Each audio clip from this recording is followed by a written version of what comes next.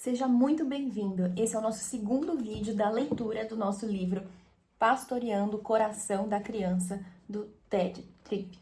Se você já assistiu a primeira parte, obrigado por continuar com a gente. E se você está chegando agora, sinta-se em casa. Todos os vídeos dessa leitura vão estar salvos todos na mesma playlist, tá bom? Então vamos seguir juntos nessa reflexão. Agora nós estamos indo para o capítulo 1. O tema do capítulo 1 é Chegando ao âmago do comportamento. A escritura nos ensina que o coração é o centro do controle da vida. E vai ser sobre isso que todo esse capítulo vai discorrer. Na verdade, todo esse livro vai falar sobre isso. Por isso, pastoreando o coração da criança. Porque no coração está o centro da vida. Vão entender melhor o que isso quer dizer. A vida de uma pessoa reflete o que está no seu coração. Provérbios 4:23 afirma isso com as seguintes palavras: sobre tudo que se deve guardar, guarda o teu coração, porque dele procedem as fontes da vida. A figura 1, que é essa daqui, veja aqui a figura 1, é uma ilustração gráfica. O coração é a fonte da qual emanam as realizações da vida. Esse assunto é abordado também em outras partes da Bíblia. O comportamento de uma pessoa é a expressão do fluir do seu próprio coração. Você pode colocar nesses termos: o coração determina o comportamento. O coração determina o comportamento. O que será que isso quer dizer? Quer dizer que a gente não tem controle, que o coração é que manda? Não é bem isso. Eu vou te explicar mais pra frente com a ajuda do nosso querido Ted Tripp. O que você diz e faz expressa a orientação do seu coração. Marcos 7:21 e 22 diz: porque de dentro do coração dos homens é que procedem os maus desígnios, a prostituição, os furtos, os homicídios, os adultérios, a avareza, as malícias, o dolo, quer dizer, a culpa, a lascívia, a inveja, a blasfêmia, a soberba, a loucura. Estes males, em palavras e ações, vêm de dentro do coração. Se todos esses males vêm de dentro do coração, segundo a Bíblia, segundo palavras do próprio Senhor Jesus, então como a gente pode ter no mínimo esperança de ser uma pessoa boa? Será que é impossível? Será que a gente sempre vai ser guiado pelo coração? Não, não é bem assim. E eu também não vou apenas te falar, olha, não segue seu coração, porque eu acho que isso todo crente de verdade já tá careca de saber. Mas, não sei se você sabia, mas até os filósofos, os teólogos, já entenderam que a alma humana é composta de 7 faculdades, de 7 partes, como se fossem 7 compartimentos. Uma delas é a vontade. E, por sua vez, se você examinar a Bíblia com cuidado, você vai entender que coração nada mais é do que a vontade da sua carne. E sim, que coração é, na verdade, a carne do homem, é o corpo do homem. Homem enquanto ser humano, homem e mulher, tá? E todas essas 7 faculdades da alma humana, elas estão sendo puxadas, estão sendo guiadas por alguém. Estão sendo atraídas para algum lugar. E a vontade é apenas uma delas. É uma dessas 7 faculdades. É um desses 7 compartimentos da alma, segundo a filosofia. E se você acha esse assunto interessante, deixa aqui um comentário para eu saber. Eu posso gravar um vídeo inteiro só explicando sobre isso. E olha, tem muito pano para manga. Mas eu não vou entrar nesse mérito agora para não desvirtuar do assunto aqui do livro. Mas o que é que determina o comportamento humano? Isso tem uma profunda explicação. Isso pode ser um vídeo. E o que eu acabei de falar sobre na verdade, o coração ser outro nome para carne, para corpo, também tem uma belíssima explicação. E eu quero que você deixe aqui, se você tem interesse em saber. Eu posso fazer uma aula inteira sobre isso. Então me faz saber aqui através de um comentário seu. E aproveita que você já vai deixar o comentário, já deixa o seu like também, para o YouTube entender que você está gostando desse conteúdo e ajudar esse vídeo a chegar a mais pessoas. Se você não inscreveu ainda no canal e tá gostando do que eu tô trazendo pra cá, então já se inscreve, porque quanto mais essa família crescer, mais conteúdo eu vou poder trazer de qualidade aqui pra você. Agora voltando para a leitura do livro. O que seus filhos dizem e fazem é um reflexo do que está em seus corações.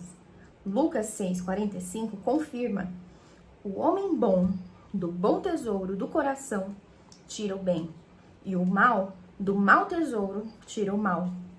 Porque a boca fala do que está cheio o coração. Estas passagens são instrutivas na tarefa de criar filhos. Ensinam que a questão básica não é o comportamento. A questão básica é sempre o que está acontecendo no coração. Lembre-se, o coração é o centro do controle da vida. Os pais frequentemente desviam-se ao tratar do comportamento. Se o seu objetivo principal na disciplina é a mudança de comportamento, é fácil entender por que acontece o desvio. E aqui eu quero abrir um parênteses até para falar sobre vida espiritual. Toda vez que uma pessoa se converte, ou tenta se converter, ou começa a passar pelo processo de conversão, desse mesmo modo aqui, tentando mudar o comportamento, facilmente ela se desvia. Por isso que tem tantos desviados da palavra de Deus hoje em dia. Foram para a igreja, tentaram mudar de comportamento, mas não houve uma mudança verdadeira de coração. Você vê como são princípios que valem tanto para crianças, para a criação de filhos, quanto para a formação de discípulos espirituais, quanto para a nossa própria vida espiritual. Vai ligando uma coisa com a outra e vai percebendo como tudo tem relação. Aquilo que o alerta para a necessidade de correção em seu filho é o comportamento. A maneira de agir de seu filho o irrita e, portanto, chama sua atenção, tornando-se seu foco. Você imagina que fez a correção necessária quando mudou um comportamento inaceitável por uma conduta aprovada e digna de apreciação. Qual o problema, você pergunta? O problema é esse. As necessidades de seu filho são muito mais profundas do que o seu comportamento impróprio. Lembre-se, o comportamento dele não surge sem causa. Seu comportamento, as coisas que ele diz e faz, reflete o coração. Então, se há um problema no comportamento, é porque há um problema no coração. É só um reflexo, é só um raio-x. Se você realmente quer ajudá-lo, tende a preocupar-se com as atitudes de coração que impulsionam seu comportamento. Uma mudança de comportamento que não advém da mudança de coração não é recomendável, é condenável. Não foi a hipocrisia que Jesus condenou nos fariseus? Em Mateus 15, Jesus denunciou os fariseus que honravam com seus lábios, enquanto seus corações estavam distantes dele. Jesus os censurou como pessoas que limpavam o exterior do copo, enquanto o interior continuava sujo. Agora, atenção, isso não quer dizer que você tem que falar assim, bom, então se o meu filho, ou se esse meu discípulo, se essa pessoa, eu mesma, não consegui mudar o coração ainda, então eu não vou nem tentar mudar o comportamento, porque vai ser hipocrisia, então é melhor nem tentar. Sabe aquela pessoa que fala assim, não, eu não vou pra igreja não, porque eu não consigo mudar ainda, então Deus sabe que é melhor eu ser sincero. Não é sobre isso, vem comigo que você já vai entender. Entretanto, fazemos isso frequentemente ao criarmos nossos filhos. Exigimos comportamento e não nos dirigimos ao coração que impulsiona o comportamento. O que você precisa fazer em termos de disciplina e correção, então? Deve requerer comportamento apropriado, sim. Então, o problema não é requerer o comportamento apropriado. Isso é um dever, sim. A lei de Deus exige assim. Porém, você não pode satisfazer-se em deixar a questão nesse ponto. Então, o erro não é em apenas mudar o comportamento, sendo que o coração é mau. O problema é mudar o comportamento e se satisfazer com isso, parar por aí. Muita coisa que a gente faz na vida espiritual não é necessariamente errada. Por exemplo, mudar o exterior, limpar o exterior do copo não é errado. O errado é limpar o exterior do copo e não limpar dentro. Senão a gente diria assim, então é errado limpar o exterior? Vamos limpar só o interior e o exterior continuar sujo? Não existe isso, não tem como, não tem nem lógica. Então, o segredo é fazer as duas coisas. Andar com as duas pernas. Você precisa entender e ajudar seu filho a perceber como seu coração errante produziu um comportamento errado. Como seu coração se desviou para produzir esse comportamento? De que maneiras peculiares a sua incapacidade se recusa em conhecer, confiar em Deus e obedecer-lhe resultaram em ações e palavras erradas? Tomemos um exemplo bem conhecido. Um lar onde há 2 ou mais filhos. As crianças estão brincando e surge uma briga por um certo brinquedo. A pergunta clássica é: quem pegou primeiro o brinquedo? Até entre adultos. Será que isso não acontece? Claro que sim. Entre adultos, de repente, algum chega e fala: eu cheguei primeiro aqui. Esse lugar era meu primeiro. Eu cheguei primeiro na empresa. Eu cheguei primeiro na igreja. Então eu tenho direito a isso aqui. Olha só onde mora o problema nessa questão. Esta pergunta deixa de lado questões vitais. Quem pegou primeiro é uma questão de justiça. A justiça opera em favor da criança que foi mais rápida em pegar o brinquedo. Se olharmos para esta circunstância em termos do coração, as questões mudarão. Com este ponto de vista, você tem 2 ofensores. As 2 crianças revelam uma dureza de coração, uma para com a outra. Ambas estão sendo egoístas. As 2 crianças estão dizendo, abre aspas, eu não me importo com você ou com a sua felicidade. Eu estou interessado somente em mim mesmo, quero esse brinquedo, ele é a condição para minha felicidade. Vou tê-lo e serei feliz.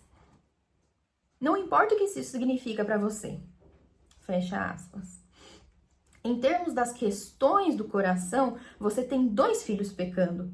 Os 2 estão preferindo a si mesmos e não um ao outro. Os 2 estão quebrando a lei de Deus. É claro, as circunstâncias são diferentes. Um está tomando um brinquedo do outro. Um deles está levando vantagem. As circunstâncias são diferentes, mas a questão do coração é a mesma. Ou seja, eu quero a minha felicidade mesmo às suas custas. E depois os irmãos, quando crescem, muitos não continuam com esse tipo de comportamento. Um irmão, ao invés de preferir o outro, ao invés de sacrificar pela felicidade do outro, sacrifica o outro em prol da sua própria felicidade. Só um spoiler do futuro, ele não alcança a felicidade, porque nenhum egoísta consegue atingir a felicidade plena. Continuando, você percebe então como as atitudes do coração direcionam o comportamento. Isso é sempre verdade. Todo comportamento está ligado a alguma atitude do coração. Portanto, a disciplina deve se dirigir às atitudes do coração. A compreensão disso faz coisas maravilhosas em favor da disciplina. Ela faz do coração o alvo da questão e não somente o comportamento. Essa compreensão focaliza a correção em coisas mais profundas do que somente na mudança de comportamento. O ponto de confronto é o que está acontecendo no coração. A sua preocupação é desmascarar o pecado do seu filho, ajudando-o a entender como o comportamento dele reflete um coração pecador. E eu queria frisar bem essa frase aqui.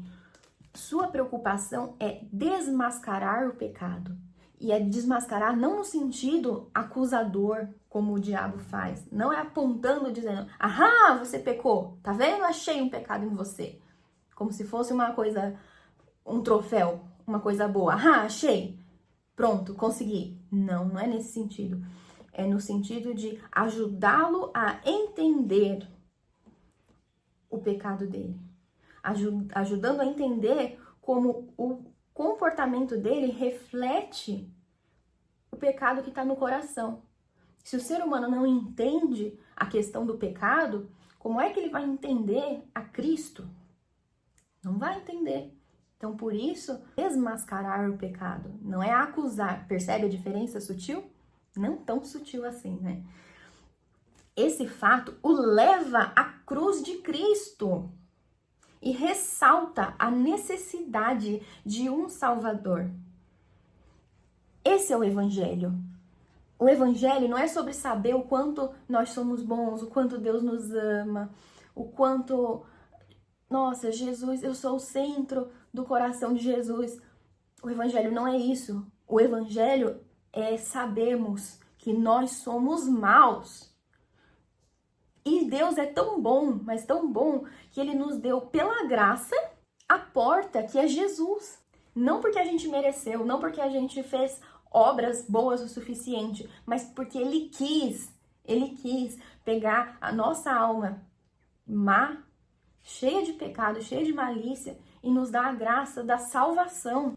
Essa é a maravilha do Evangelho, essa é a boa nova do Evangelho, a boa notícia da graça. Saber que mesmo nós sendo maus, Deus nos amou, nos perdoou e nos tirou dessa situação de pecado. Essa é a boa notícia que você tem que contar para o seu filho e para todas as pessoas que te cercam. Não simplesmente olhar para ela e dizer: poxa, mas você é tão legal. Não, a gente não é não. Essa aqui é a dura realidade. E felizes aqueles que enxergam isso. Então fornece a oportunidade de mostrar as glórias de Deus, que enviou seu Filho para transformar os corações e libertar as pessoas aprisionadas ao pecado. Esta ênfase é a linha fundamental desse livro. O coração é a fonte da vida. Portanto, criar filhos diz respeito a pastorear o coração. Você precisa aprender a educar, voltar-se para o coração a partir do comportamento visível, expondo aos seus filhos as questões do coração. Em resumo, você deve aprender a envolvê-los, não a reprová-los. Ajude-os a ver que a forma como estão tentando aplacar a sede de suas almas é com coisas que não satisfazem. Você precisa ajudar seus filhos a divisarem, ou seja, distinguir pela visão, um foco claro da cruz de Cristo. Eis a proposição. O comportamento é impulsionado pelo coração. Portanto, correção, disciplina e treinamento, toda a criação de filhos, deve dirigir-se ao coração. A tarefa fundamental na criação de filhos é pastorear o coração deles. Esta proposição direcionará tudo o que vocês farão como pais, ditará seus objetivos, fornecerá seus métodos, moldará o seu conceito de como as crianças se desenvolvem.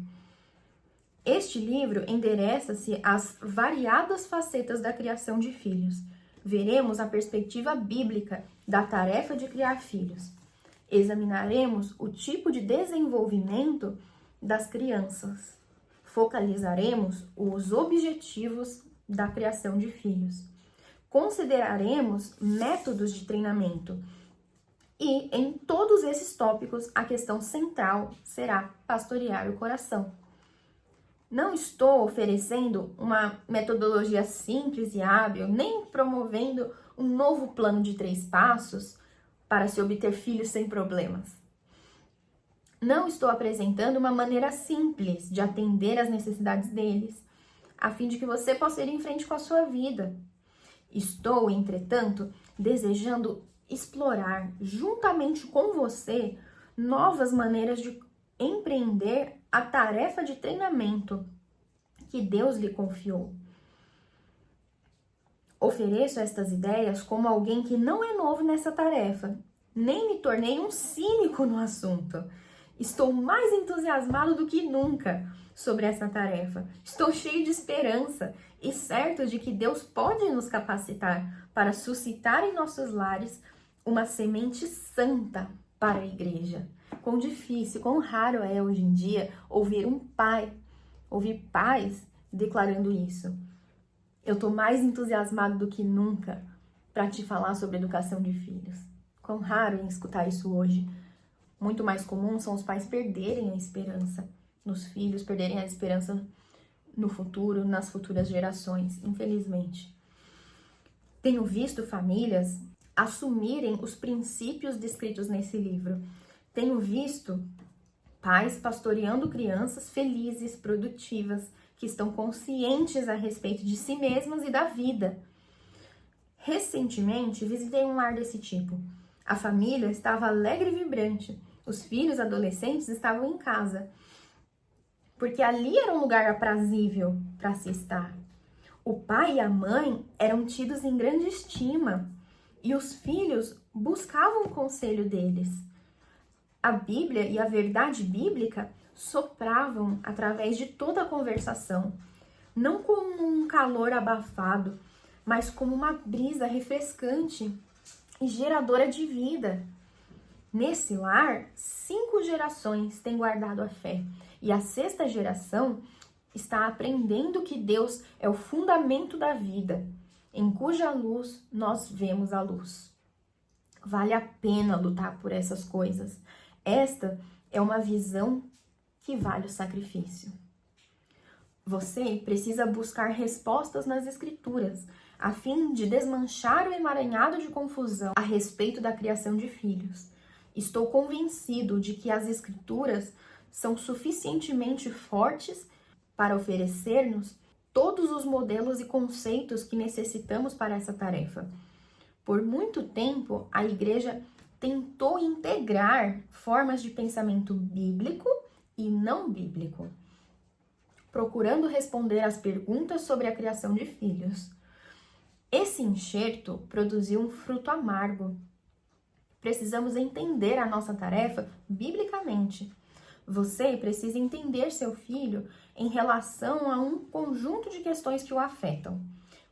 Primeiro, a criança e seu relacionamento com as influências formativas da vida. E segundo, a criança e seu relacionamento com Deus. No próximo capítulo, discutiremos estas 2 áreas do desenvolvimento da criança. Aplicação prática. Essa já é a conclusão do capítulo. Então, aqui nós vamos ter 5 tópicos para você fixar na sua memória e refletir sobre isso aí na sua casa. Primeiro, explique a importância de se lidar com o coração na disciplina e na correção dos filhos. Segundo, descreva a centralidade do coração em direcionar o comportamento. Terceiro, por que é tão fácil ver somente o comportamento quando as questões do coração são claramente muito mais importantes? Quarto, o que está de errado com a mudança de comportamento sem a mudança de coração? E quinto, se o alvo da disciplina é direcionado ao coração, isso muda a abordagem da disciplina e da correção? Por hoje eu vou ficando por aqui. Que essa leitura continue frutificando no silêncio da verdade. Nos vemos na próxima parte.